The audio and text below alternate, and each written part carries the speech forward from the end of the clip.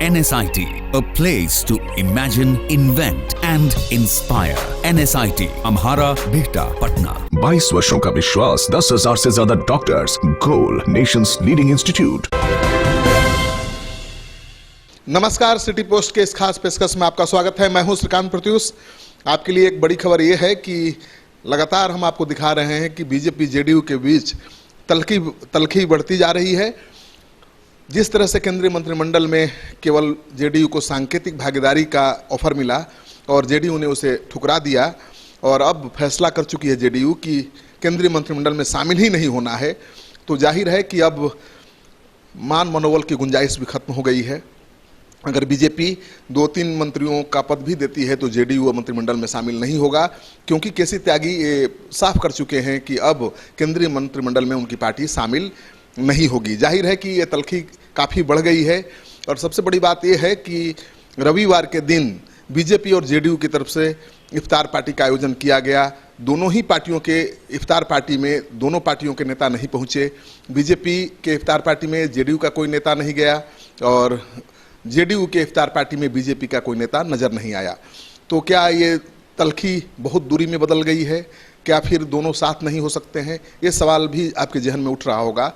तो आज इसका जवाब आपको मिल जाएगा। आज एलजेपी की तरफ से इफ्तार पार्टी का आयोजन किया गया है। जीतन राम मांझी की तरफ से भी इफ्तार पार्टी का आयोजन किया गया है। जीतन राम मांझी तो जेडीयू के इफ्तार पार्टी में पहुंचे थे और उसको लेकर राजनीतिक गलियारे में अटकलों का बाजार गर्म है ही। आज नीतीश कुमार भी जीतन राम मांझी के इफ्तार पार्टी में शामिल होंगे, तय है। लेकिन सबसे खास बात यह है कि जो एलजेपी की इफ्तार पार्टी है उसमें बीजेपी जेडीयू दोनों पार्टियों के नेता शामिल होते हैं या नहीं, और होते हैं तो दोनों के बीच जो तल्खी है वो कम होती दिखती है या नहीं, ये सबसे बड़ा सवाल है।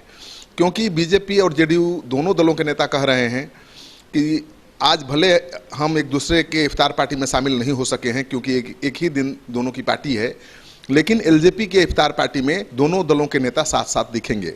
लेकिन सबसे खास बात यह है कि एक तरफ नीतीश कुमार साफ कर चुके हैं कि ये जो प्रचंड जीत मिली है, प्रचंड बहुमत एनडीए को मिला है, उसका श्रेय वो मोदी को देने को तैयार नहीं है। उन्होंने कहा कि ये जीत किसी व्यक्ति की नहीं है, किसी पार्टी की नहीं है, ये जीत जनता की है।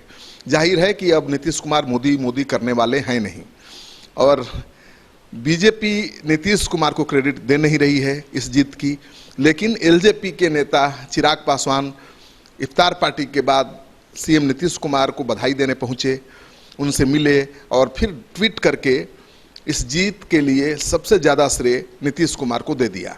तो जाहिर है कि एक तरफ बीजेपी जेडीयू के बीच तल्खी बढ़ रही है, वहीं एलजेपी की दोस्ती नीतीश कुमार से ज़्यादा बढ़ रही है। यानी जो चिराग पासवान है नीतीश कुमार को जीत का श्रेय दे रहे हैं और उनको बधाई भी दे रहे हैं। अब देखना यह है कि उनकी जो इफ्तार पार्टी है उसमें कौन कौन नेता जेडीयू बीजेपी का पहुंचता है, और दोनों दूर दूर दिखते हैं साथ बैठ के या साथ साथ दिखते हैं साथ बैठकर। इस पर हमारी नज़र बनी रहेगी।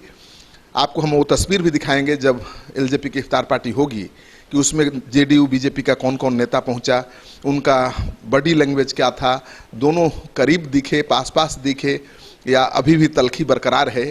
क्योंकि ये माना जा रहा है कि नीतीश कुमार अब बीजेपी को झटका दे सकते हैं।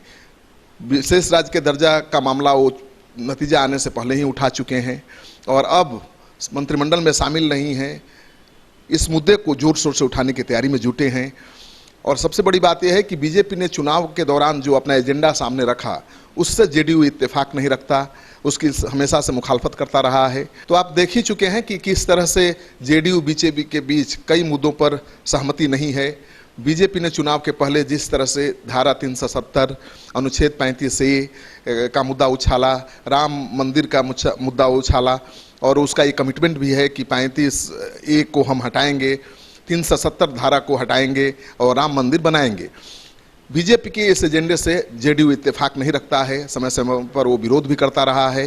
अब माना जा रहा है कि केंद्रीय मंत्रिमंडल में शामिल नहीं होने के पीछे सबसे बड़ा राज यही है, सबसे बड़ा एजेंडा बीजेपी का जो है 3, उसकी वजह से जेडीयू मंत्रिमंडल में शामिल होने से कतरा रही है। अब नीतीश कुमार विशेष राज्य की दर्जा की मांग को लेकर मोदी पर बेहद दबाव बनाएंगे और उनके इस आंदोलन को आगे बढ़ाने के लिए जीतन राम मांझी भी सामने आएंगे और बाकी जो सहयोगी दल हैं, विपक्षी दल हैं, वो भी साथ देते नजर आएंगे। अगर ऐसा हुआ तो मानकर चलिए कि बिहार के विधानसभा चुनाव में एक अलग राजनीतिक समीकरण बनने के आसार हैं। आज पहले इफ्तार पार्टी पर नज़र हम रखते हैं, उसकी तस्वीर आपको दिखाते हैं, उसके बाद आप भी आसानी से समझ जाएंगे कि आने वाले दिनों में बिहार की राजनीतिक समीकरण क्या होने वाला है। नीतीश कुमार क्या फैसला लेने वाले हैं, क्या एनडीए इंटैक्ट रहेगा या फिर नीतीश कुमार ही बीजेपी के लिए सबसे बड़ी चुनौती बनेंगे। आपको एक खबर अच्छी लगे तो दोस्तों के साथ इस वीडियो को खूब शेयर करिए। अगर आपने अब तक हमारा चैनल सब्सक्राइब नहीं किया है जरूर कर लीजिए। आपका सहयोग समर्थन लगातार मिल रहा है, उसके लिए बहुत बहुत आभार। नमस्कार। क्या आप जानते हैं कि घर बैठे आप अपनी स्वास्थ्य समस्याओं का सलूशन पा सकते हैं सॉफ्ट केयर मोबाइल ऐप के द्वारा। घर पर ब्लड टेस्ट के लिए अच्छे लैब के कंपाउंडर्स को बुला सकते हैं, बीपी जांचने के लिए एक्सपर्ट को बुला सकते हैं, ईसीजी करने के लिए टेक्नीशियन को बुला सकते हैं। साथ ही और भी कई सुविधाएं हैं इस ऐप में। आज ही डाउनलोड करें soft care mobile app Google play store से या वेबसाइट www.softcare.in। अधिक जानकारी के लिए आप संपर्क कर सकते हैं। हमारे फोन नंबर्स हैं 9472981111, 9472982222। Soft care app, solution at your finger tips.